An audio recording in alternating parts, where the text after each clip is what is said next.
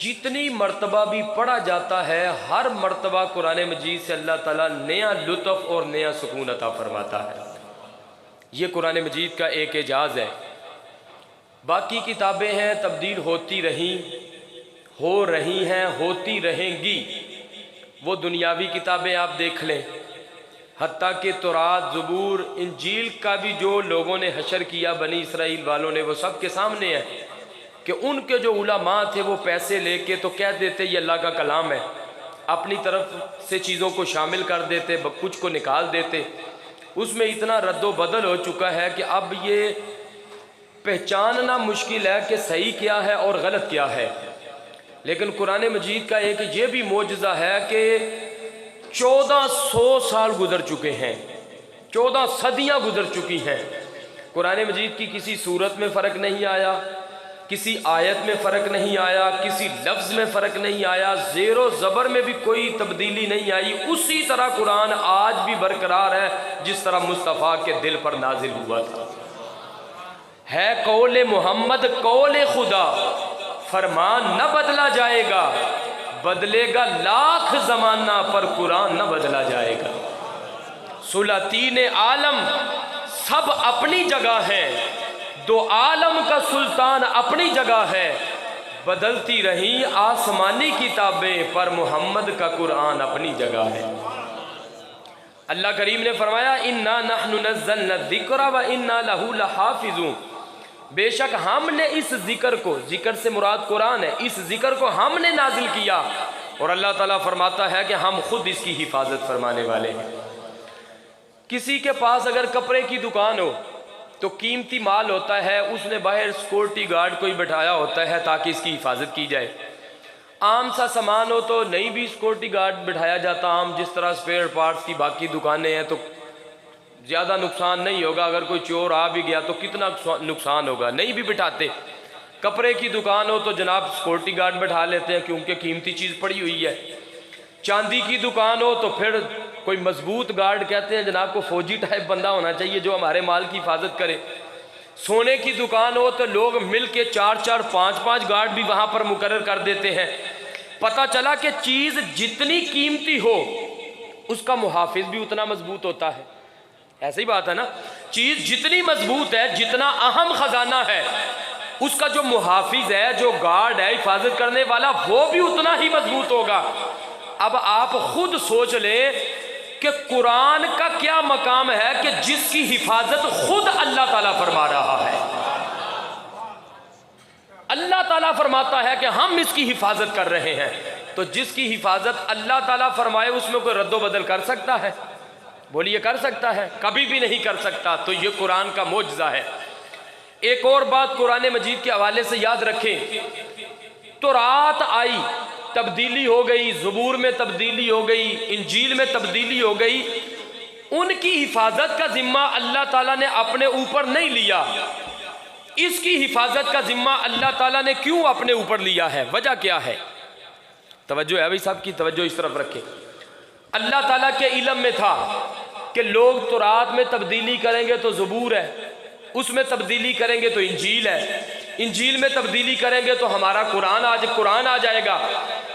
اب اس سے حضور کی ختم نبوت کا بھی ثبوت ملتا ہے۔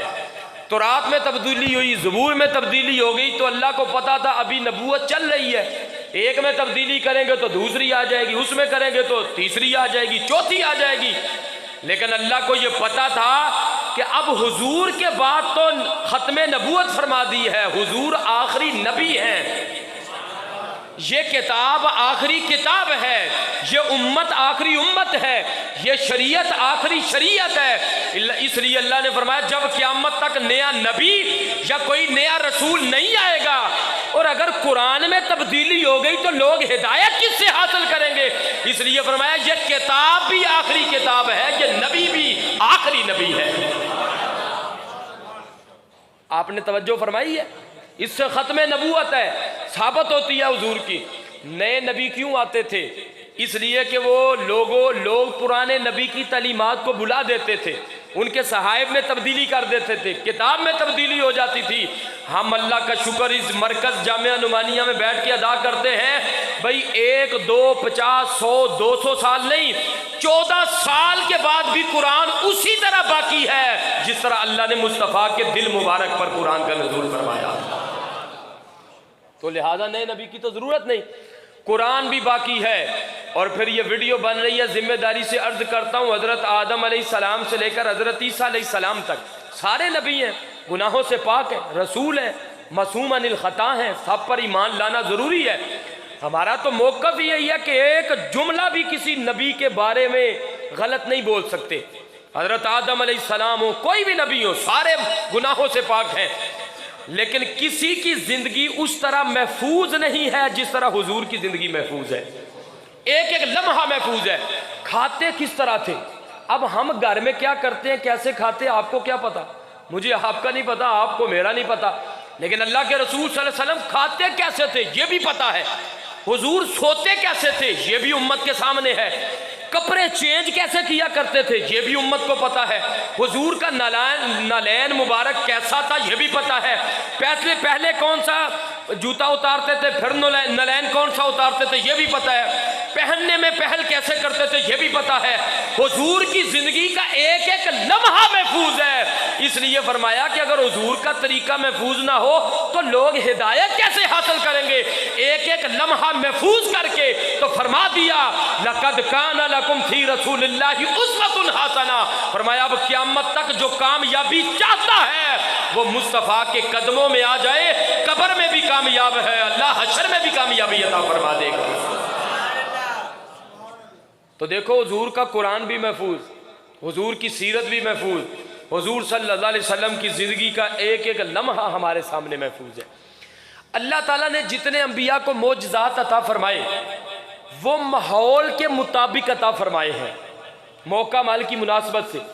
حضرت موسیٰ علیہ السلام کے دور میں جادو کا بڑا دورہ تھا، لوگوں نے کہ مختلف سانپ تھے، کہتے تھے ہمارے پاس تو بڑا جادو ہے۔ اللہ تعالیٰ نے کہا اچھا، حضرت موسیٰ علیہ السلام کو وہ عصا کا معجزہ دیا، وہ جو ڈنڈا تھا سٹک، وہ سانپ بن گئی، اس نے جتنے ان کے داغے سانپ تھے سب کو کھا لیا۔ حضرت موسیٰ علیہ السلام اس کے ساتھ ٹیک لگا کے آرام بھی فرمایا کرتے تھے۔ حضرت موسیٰ علیہ السلام نے وہی جو عصا تھا زمین پہ مارا تو قرآن کے پہلے سپارے میں ہے اللہ تعالیٰ نے 12 پانی کے چشمے جاری فرما دیے۔ تو اس دور میں حضرت موسیٰ علیہ السلام سب پر غالب آ گئے۔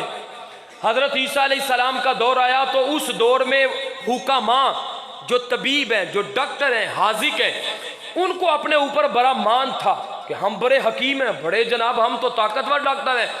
اللہ تعالیٰ نے حضرت عیسیٰ علیہ السلام کو بھیجا تو سانس کا معجزہ عطا فرمایا، آپ مٹی کے پرندے بنا کے پھونک مارتے تھے، اللہ ان کو ہواؤں میں اڑا دیتا تھا۔ نبینے کے چہرے پہ صرف ہاتھ پھیرتے تھے، ہاتھ نیچے آتا تھا تو سامنے آنکھیں بھی ہوتی تھی، بینائی بھی آ جاتی۔ کوڑ والے کے جسم پہ ہاتھ پھیرتے تھے، اللہ شفا عطا فرما دیتا تھا۔ یہ سب انبیاء کو موقع مال کی مناسبت سے معجزات عطا فرمائے۔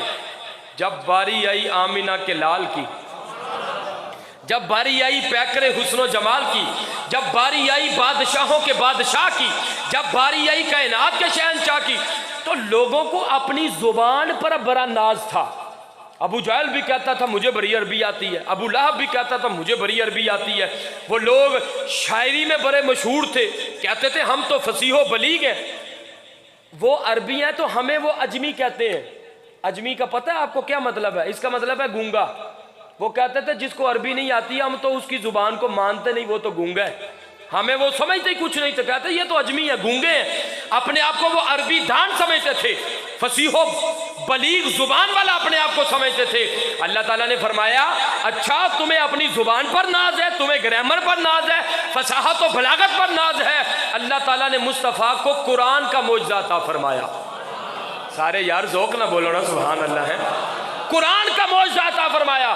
جب سورت کوثر نازل ہوئی، باقی قرآن نازل ہوا، ان لوگوں نے کہا بھئی یہ تو بندے کا کلام ہے، اپنی طرف سے بنا لیا۔ اللہ نے فرمایا فَأْتُوا بِسُورَةٍ مِّن مِّثْلِهِ، اگر خود بنا لیا تو تم بھی قرآن جیسی کوئی صورت لے آؤ۔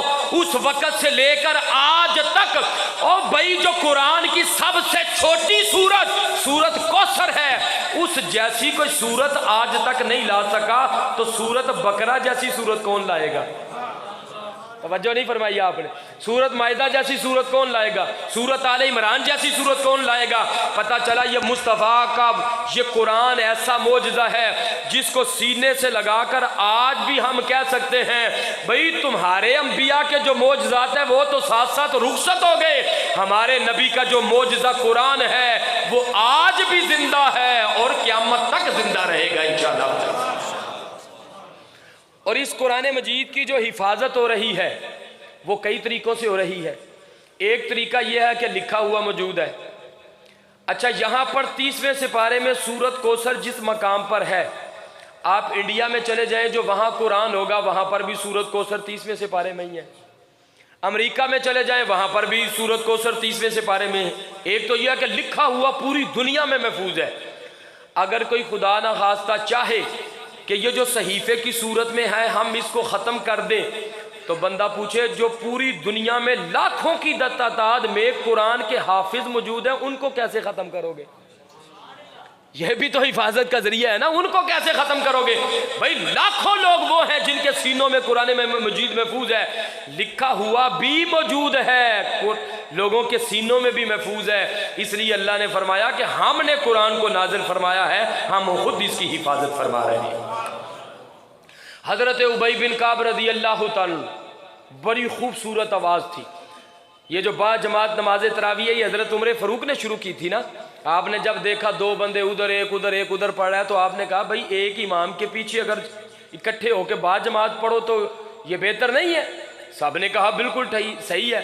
اس وقت سے لے کر آج تک ہم با جماعت نماز تراویح ادا کرتے ہیں۔ تو یہ تو حضرت عمر فاروق نے جماعت شروع کی ہے، پہلے تنہا پڑھتے تھے۔ تو حضرت عمر فاروق رضی اللہ تعالیٰ نے امام کس کو بنایا؟ حضرت ابی بن کعب کو بنایا رضی اللہ تعالیٰ۔ اور یہ وہ صحابی ہیں جن کے متعلق حضور صلی اللہ علیہ وسلم جن سے قرآن سنا کرتے تھے، تو عرض کیا حضور آپ ان سے زیادہ سنتے ہیں؟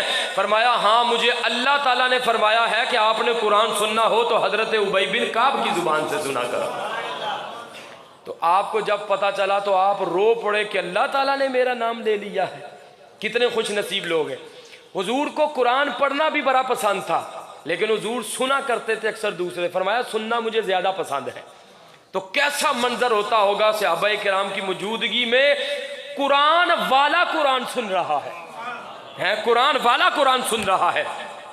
آج برائی علمیہ ہے، جو قرآن پڑھتا ہے حدیث پڑھتا ہے، لوگ کہتے ہیں بھئی یہ روٹی کہاں سے کھائے گا، روٹی کہاں سے اس کو ملے گی؟ تو میں یہ اکثر کہتا ہوں یار اگر ہم میتھ پڑھیں، انگلش پڑھیں، کیمسٹری پڑھیں، بایو پڑھیں، فلسفہ پڑھیں، منطق پڑھیں، پڑھنا چاہیے، ہم اس کے خلاف تو نہیں، ہم نے خود بھی یہ سارا کچھ پڑھا ہے تو یہاں تک پہنچے، خلاف نہیں۔ لیکن میں کہتا ہوں کہ ریاضی پڑھنے سے، کیمسٹری پڑھنے سے، بایو پڑھنے سے، انگریزوں کی زبان پڑھنے سے اگر روٹی مل سکتی ہے تو سورت بقرہ پڑھنے سے روٹی نہیں ملے گی؟ کیا خیال ہے جی؟ سورت یاسین پڑھنے سے روٹی نہیں ملے گی؟ یہ کیسے ہو سکتا ہے؟ انگلش والے کو بھی رزق کس نے دینا ہے؟ اللہ نے۔ بولو رزق کس نے دینا ہے؟ میتھ پڑھنے پڑھانے والے کو بھی رزق اللہ نے دینا ہے، کیمسٹری اور بایو والے کو بھی رزق تو اللہ نے دینا ہے۔ بھائی جو دوسروں کی زبان پڑھے تو اللہ ان کو رزق دے، تو جو اللہ کا قرآن پڑھے وہ بھوکا مرے، یہ کیسے ہو سکتا ہے؟ اس لیے اگر ABC پڑھنے سے روٹی مل سکتی ہے تو سورت اخلاص پڑھنے سے بھی اللہ عزت سے روٹی عطا فرما دیتا ہے۔ تو ہم تو خوش نصیب ہیں کہ ہمارے پاس دونوں چیزیں موجود ہیں، اللہ کا قرآن بھی موجود ہے، حضور کی سیرت بھی موجود ہے۔ بلکہ یہ بات بھی ہے کہ اگر قرآن کو کتابی شکل میں دیکھنا ہو تو یہ قرآن ہمارے پاس موجود ہے، اور اگر چلتا پھرتا قرآن دیکھنا ہو تو پھر آمینہ کے لال کی ذات بابرکات ہے، جن کے متعلق اللہ تعالیٰ نے قرآن میں ارشاد فرمایا لَقَدْ كَانَ لَكُمْ فِي رَسُولِ اللَّهِ أُسْوَةٌ حَسَنَةٌ۔ اب پتہ چلا ہے یہ بھی قرآن وہ بھی قرآن، یہ کتابوں کا سردار ہے وہ رسولوں کا سردار ہے، اس میں خدا کا کمال ہے اس میں خدا کا جمال ہے۔ یہ سینوں میں اترنے والا قرآن ہے، وہ روحوں میں اترنے والا قرآن ہے، یہ بھی خدا کا وہ بھی خدا کا، یہ بھی سچا وہ بھی سچا، یہ بھی نرالا وہ بھی نرالا، یہ بھی اعلیٰ ہے وہ بھی اعلیٰ ہے، یہ بھی افضل ہے وہ بھی افضل ہے، یہ بھی بے مثل و بے مثال ہے وہ بھی بے مثل و بے مثال ہے، پر اس میں فرق یہ ہے، یہ خاموش قرآن ہے وہ بولتا ہوا قرآن ہے، یہ خاموش قرآن ہے وہ بولتا ہوا قرآن ہے، اور یہ قرآن لفظ ہے وہ مانا گئے، یہ متن ہے وہ تشریح ہے، یہ اجمال ہے وہ تفسیر ہے، اس قرآن کی 114 صورتیں ہیں۔ سبحان اللہ یار، ذرا سارے محبت نہ بولو نا سبحان اللہ، ایک دفعہ بغیر مطالبے کے بھی کہو تاکہ محفل جنت بن جائے۔ اس قرآن کی 114 صورتیں ہیں، اس قرآن کی ایک صورت ہے، یہ قرآن کالی سطروں والا گئے، وہ قرآن کالی زلفوں والا گئے، اس قرآن کو پڑھنے والا قاری بن جاتا ہے، اس کو محبت اور ایمان کی نگاہ سے دیکھنے والا صحابی بن جاتا ہے۔ یہ جو کافر لوگ ہیں یہ صحابہ کرام سے پوچھا کرتے تھے، او بھائی تم نے مصطفیٰ کو کیسا پایا؟ تم ان کے ساتھ تجارت بھی کرتے ہو، ہم بھی کرتے ہیں، پر ہم نے تو ان کو دیانتدار پایا، جب ہم نے ان کے ساتھ معاملات کیے تو مصطفیٰ کو سچا پایا، سچا پایا، دیانتدار پایا۔ وہ چھپ چھپ کے صحابہ کرام سے پوچھتے تھے، او بتاؤ کوئی عیب شیب ہے تو ہمیں بھی بتاؤ، ہم ان کے خلاف پراپیگنڈا کرنا چاہتے ہیں، لیکن سارے صحابہ کرام نے بیک زبان ہو کے کہا، انہوں نے کہا ہمیں کعبے کے رب کی عزت اور جلال کی قسم ہے، اگر الفاظ میں سمٹ جائے اسے قرآن کہتے ہیں، اگر مدینے کی گلیوں میں چلنے لگے اسے محمد مصطفیٰ کہتے ہیں۔ یہ میں نے اپنی طرف سے نہیں کہا، ام المؤمنین حضرت عائشہ صدیقہ رضی اللہ تعالیٰ عنہا سے جب پوچھا گیا کہ حضور کا اخلاق کس طرح کا تھا، آپ کا اخلاق کس طرح کا تھا، آپ نے فرمایا کہ کیا تم نے قرآن نہیں پڑھا؟ کہا پڑھا ہے، تو فرمایا کان خلقہ القرآن، مصطفیٰ کا اخلاق قرآن ہی تو ہے اور کیا ہے۔ پتہ چلا رحمت للعالمین ان کی شان ہے، مقام محمود ان کا مقام ہے، وَلَلْآخِرَةُ خَيْرٌ لَكَ مِنَ الْأُولَىٰ ان کا انجام ہے، وَمَا أَرْسَلْنَاكَ إِلَّا رَحْمَةً لِلْعَالَمِينَ ان کی شان ہے۔ یار ویسے ہی خوبصورت چیز دیکھے بندہ، پھول دیکھ کے تو زبان سے سبحان اللہ نکل آتا ہے، یہ تو سرکار کا ذکر ہو رہا ہے، اب اس پہ بھی کہنے کی ضرورت ہے سبحان اللہ بولو ہیں۔ سرکار اپنے محبوب کا ذکر سن کے تو بندے کے لوں لوں سے سبحان اللہ کی صدا نکلنی چاہیے۔ وَمَا أَرْسَلْنَاكَ إِلَّا رَحْمَةً لِلْعَالَمِينَ ان کی شان ہے، وَمَا يَنطِقُ عَنِ الْهَوَىٰ ان کا کلام ہے، وَإِنَّكَ لَعَلَىٰ خُلُقٍ عَظِيمٍ مصطفیٰ کا اخلاق ہے، قرآن سے باروں میں ہے، مصطفیٰ مدینے کے بازاروں میں ہے، قرآن کا جو کہا ہوا ہے مصطفیٰ کا وہ کیا ہوا ہے، کہ جرے بندے نے کبھی زبان نو حرکت نہیں نہ دیتی ایدے تو انشاءاللہ او بھی بول پے گا، قرآن کا جو کہا ہوا ہے مصطفیٰ کا وہ کیا ہوا ہے، قرآن میں ریب نہیں، مصطفیٰ میں عیب نہیں، یہ بھی پاک ہے وہ بھی پاک ہے۔ بے مثل نے محبوب بھی بے مثل بنایا، وہاں جسم نہیں ہے تو یہاں سایہ نہیں ہے۔ قرآن بھی بے مثل و بے مثال ہے، جو اللہ تعالیٰ نے ہمیں رسول عطا فرمایا بولو وہ ذات بھی بے مثل و، اس لیے صرف قرآن پڑھنے سے بھی فائدہ نہیں ہوگا۔ قرآن نے خود فرمایا پہلا سپارہ ارشاد خداوندیہ فرمایا یضل بہ کثیرا ویہدی بہ کثیرا، فرمایا بہت سے لوگ اسی قرآن کو پڑھتے ہیں تو گمراہ ہو جاتے ہیں، بہت سے اسی قرآن کو پڑھتے ہیں تو ہدایت پا جاتے ہیں۔ اب یا اللہ گمراہ ہونے والے کون ہیں؟ ہدایت پانے والے کون ہیں؟ آؤ ذرا عالم تخجل میں دیکھو، مسجد نبوی ہے، سرکار کے پیچھے عبداللہ بن ابی بھی نمازیں پڑھنے کے لیے آتا رہا، دیگر منافقین بھی آتے رہے، وہ جہنمیوں کے سردار بن گئے۔ ابو بکر صدیق نے نماز پڑھی، جنتیوں کے سردار بن گئے۔ حضرت عمر فاروق نے نماز پڑھی، عثمان غنی، حضرت علی المرتضی، حضرت بلال حبشی رضوان اللہ علیہ مجمعین نے نمازیں پڑھی، جنتیوں کے سردار بن گئے۔ اب امام بھی وہی ہے، مسجد بھی وہی ہے، قرآن بھی وہی ہے، نماز بھی وہی ہے، اسی کے پیچھے آنے والا دوزخ میں چلا گیا، اسی کے پیچھے نماز پڑھنے والا جنتیوں کا سردار بن گیا۔ اور فرمایا مسجد میں فرق نہیں آیا، نماز میں فرق نہیں آیا، قرآن میں فرق نہیں آیا، لوگوں کے عقیدوں میں فرق آیا گئے، لوگوں کے عقیدوں میں فرق آ گیا۔ عبداللہ بن ابی نے جب بھی سرکار کے پیچھے نماز پڑھی، عداوت مصطفیٰ، دشمنی مصطفیٰ دل میں رکھ کے نماز پڑھی، اس لیے وہ جہنمیوں کا سردار بن گیا۔ پر جب حضرت ابو بکر نے نماز پڑھی، سبحان اللہ، جب حضرت عمر فاروق نے نماز پڑھی، عثمان غنی، حضرت علی المرتضی، حضرت بلال حبشی نے نماز پڑھی، انہوں نے دل میں محبت مصطفیٰ، چاہت مصطفیٰ دل میں رکھ کے نماز پڑھی ہے، اس لیے اللہ نے ان کو جنتیوں کا سردار بنا دیا ہے۔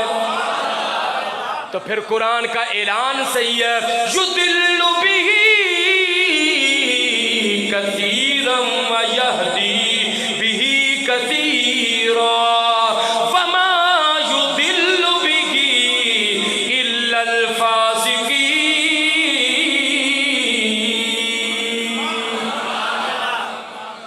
ہم اس حوالے سے اللہ کا شکر ہے، خوش نصیب ہیں، اللہ نے ہمیں قرآن کی محبت بھی عطا فرمائی ہے، قرآن والے کی محبت بھی عطا فرمائی ہے۔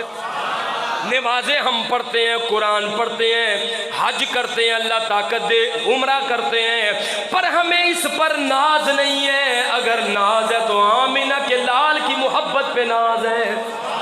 اگر محبت مصطفیٰ دل میں ہو، چاہت مصطفیٰ دل میں ہو، تو پھر وہی ترجمانی ہوگی جو عارف کریمیہ محمد بخش صاحب نے کی ہے۔ فرماتے ہیں شداں مداں، شداں مداں تے زیراں زبراں۔ اور فرمایا تم تو سپاروں کی بات کرتے ہو، صورتوں کی بات کرتے ہو، لفظوں کی بات کرتے ہو، میاں صاحب فرماتے ہیں مجھ سے پوچھو تو جو یہ شدیں ہیں، زیریں ہیں، زبریں ہیں، اس سے بھی مصطفیٰ کی عظمت و شان بیان ہو رہی ہے۔ یا اللہ جو اونچی سبحان اللہ کہے اس کو والدین کا فرما بردار بنا دے، جو اس سے بھی اونچی کہے خوش ہو کر یا اللہ اس کو 5 وقت کا پکا نمازی بنا دے۔ اب مل کے صدا لگائیں گے شداں مداں تے زیراں زبراں، سب شان تیری وچ آیاں،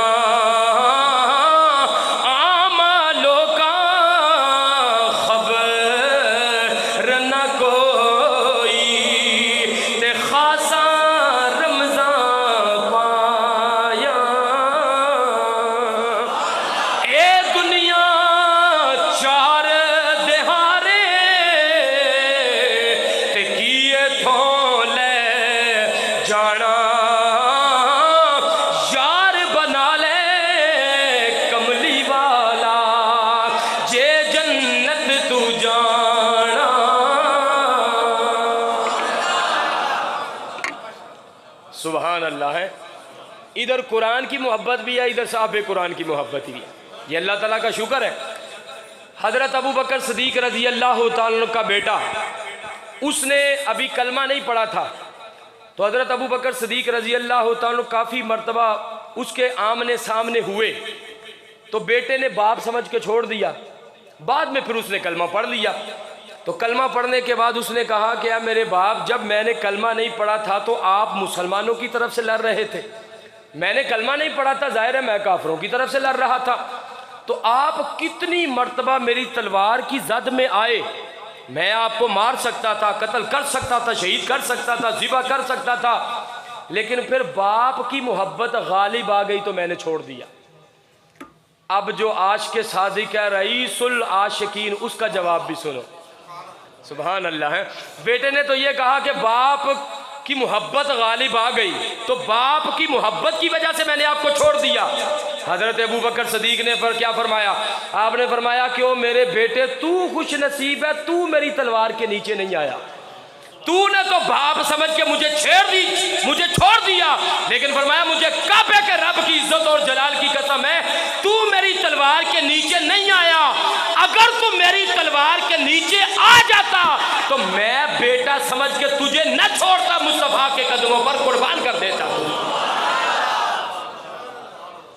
یہ ابو بکر صدیق ہے جو ہر چیز سے بڑھ کر حضور سے محبت کرتے تھے۔ انہوں نے کہا اگرچہ تو میرا خون ہے، لیکن تو نے اس وقت کلمہ نہیں پڑھا تھا، میری تلوار کے نیچے آ جاتا تو میں تجھے مار دیتا۔ اب تو نے کلمہ پڑھ دیا ہے، اب میں بھی سرکار کا غلام ہوں، تو بھی مصطفیٰ کا غلام بن گیا۔ اس رسول سے ہم محبت کرتے ہیں۔ یہ اکثر آپ دیکھیں کہ گاڑیوں کے پیچھے بعض نے لکھا ہوتا ہے مجازی عشق اور محبت کی وجہ سے، کسی نے صنم بے وفا اس طرح کے جملے لکھے ہوتے ہیں۔ دنیا داری میں کسی سے محبت کی تو اس نے بے وفائی کر دی، تو لوگ اس طرح کرتے ہیں۔ میں نے کہا ہمارے محبوب آمینہ کے لال ہیں، ہم ان سے محبت کرتے ہیں، اور جو ان سے محبت کرتے ہیں وہ جس کا دامن پکڑ لیتے ہیں پھر وہ نہ قبر میں چھوڑتے ہیں، نہ حشر میں چھوڑتے ہیں، نہ جنت میں چھوڑتے ہیں۔ ہم ان سے محبت کرتے ہیں۔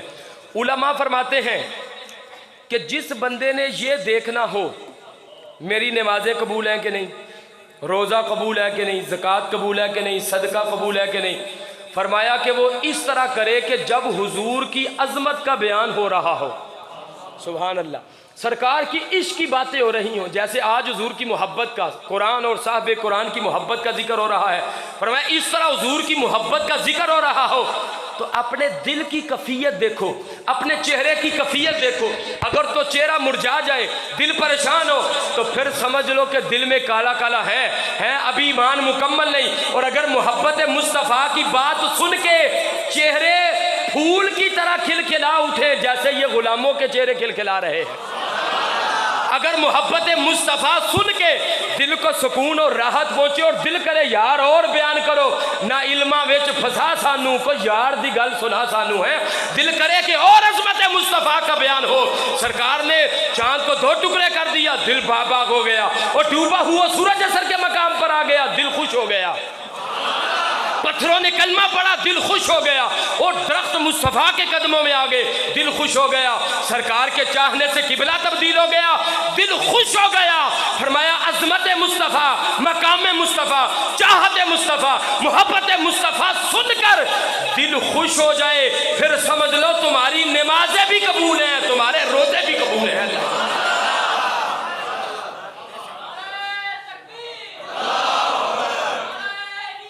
یہ ذرا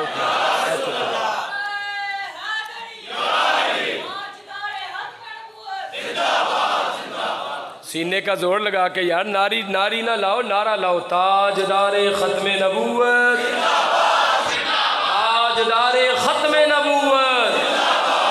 ایک دفعہ جتنا زور ہے ذرا لگا دینا تاکہ مرضی اگر بیڈ پہ بھی لیٹے ہوں بیٹھے ہوں تو وہ نیچے گر جائیں اور حضور کی ختم نبوت کا جھنڈا بلند ہو جائے، تاجدار ختم نبوت۔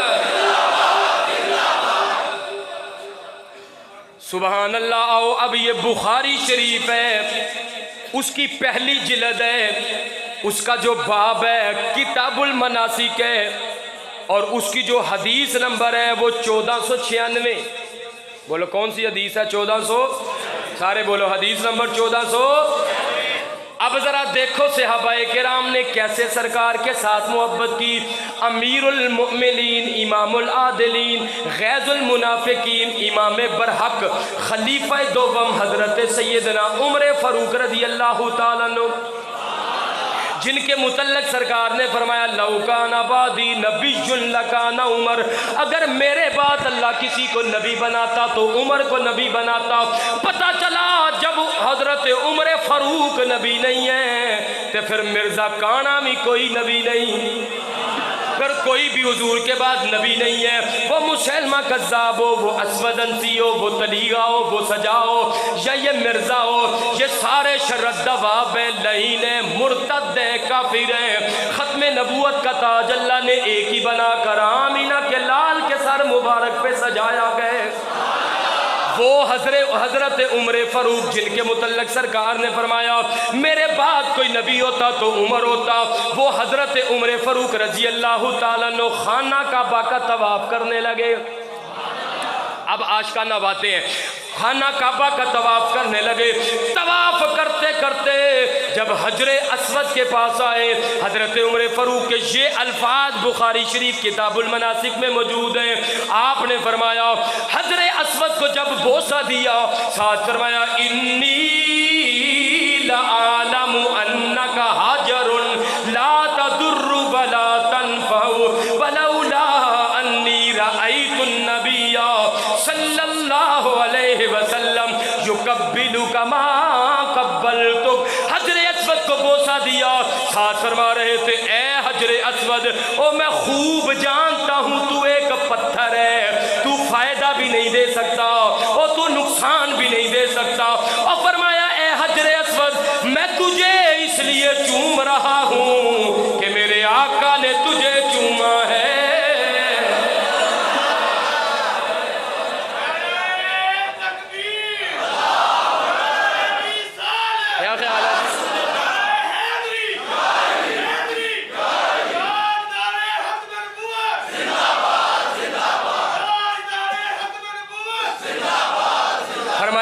اس لیے تجھے چوم رہا ہوں، تجھے آمینہ کے لال نے چوما گئے۔ اب پتہ چلا پتھر تو اور بھی ہیں، کسی اور پتھر کو نہیں چوما جاتا، جو برکت کو مانتے ہیں یا نہیں مانتے۔ حجر اسود کو بوسہ دینے کے لیے وہ بھی لائن میں لگے ہوتے ہیں، ایسی بات ہے کہ نہیں؟ سارے دھکے بھی کھاتے ہیں۔ اب پتھر تو اور بھی ہیں، یہ بھی پتھر ہے، تم تو کہتے ہو کوئی فائدہ نہیں دے سکتا، نقصان نہیں دے سکتا۔ یہ ترمذی شریف میں روایت موجود ہے، اور فرمایا ہے تو پتھر، لیکن جب قیامت والے دن آئے گا لہو عینانی، اللہ تعالیٰ اس کو دو آنکھیں عطا فرمائے گا۔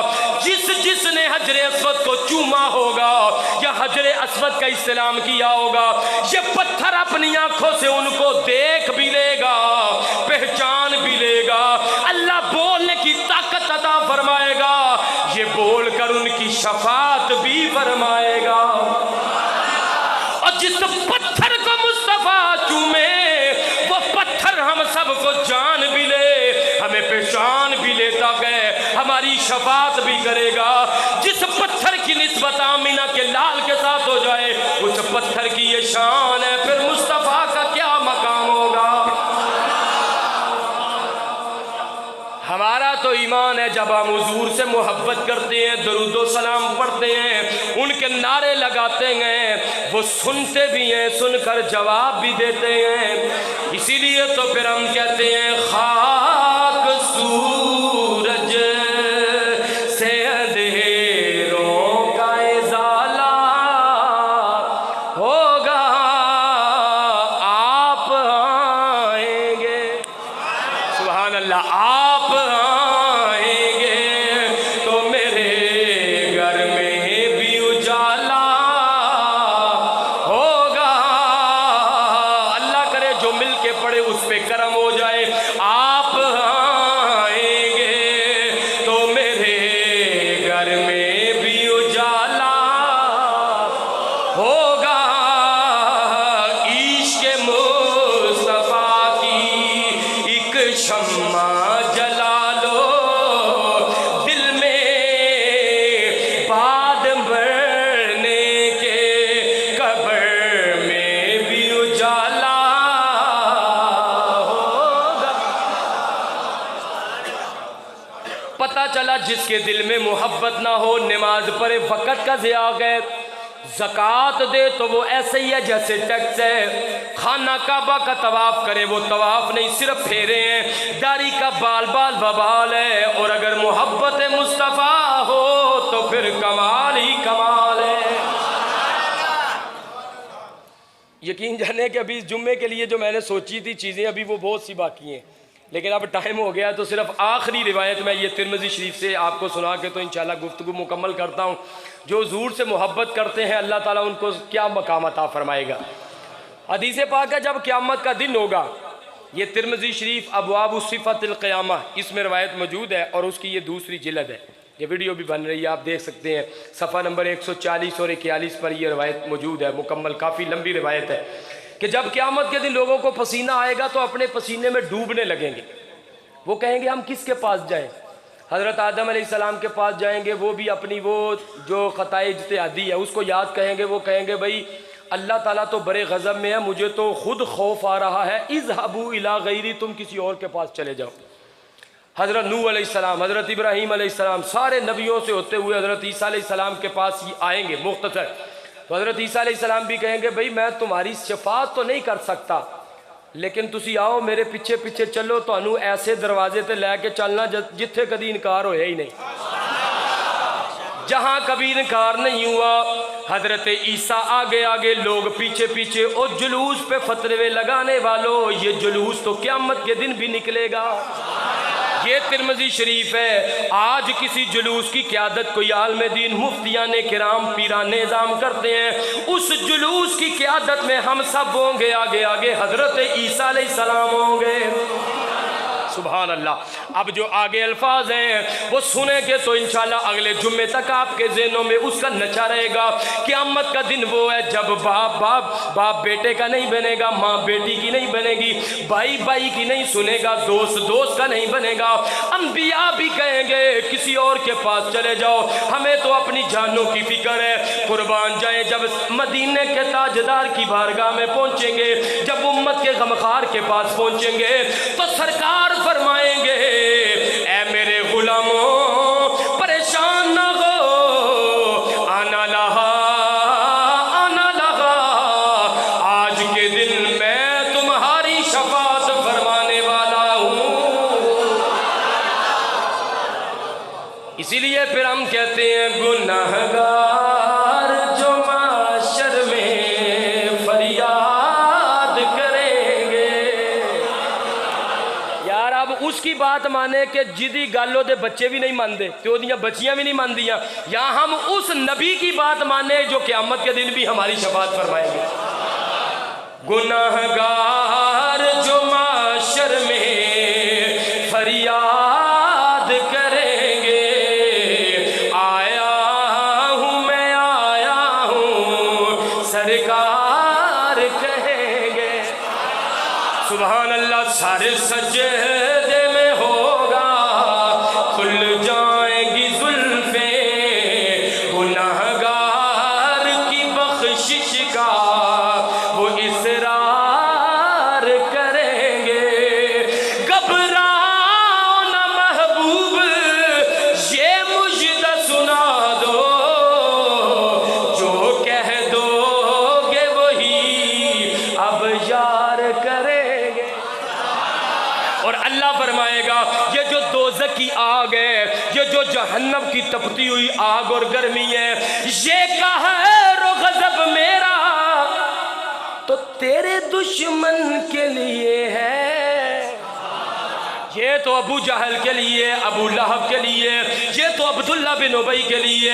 یہ قہر و غضب میرا تو تیرے دشمن کے لیے ہے، پر تیرے چاہنے والوں سے، تیرے چاہنے والوں سے یا اللہ جو یا رسول اللہ کی صدائیں لگاتے رہے، تاجدار ختم نبوت کے نعرے لگاتے رہے، جو تیرے گھر کی خدمت کرتے رہے، جو محفل میلاد مناتے رہے، جو تیرے محبوب کی سیرت پہ عمل کرتے رہے، اللہ فرمائے گا تیرے چاہنے والوں سے تو ہم پیار کریں گے.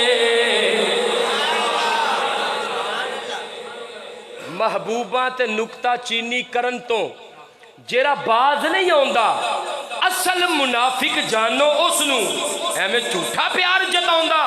سانو دسیا کسے عشق دے مفتی جیرا مر اے فرماوندا، آزم جتھے دل لگ جاوے اوتھے عیب نظر نہیں آندا. جدھر دل لگ جائے تو عیب ہو بھی تو نظر نہیں آتا. تو ہمارے آقا کی تو صورت بھی بے مثل و بے مثال ہے, مصطفیٰ کی سیرت بھی بے مثل و بے مثال. ایسے ہی بات ہے کہ نہیں؟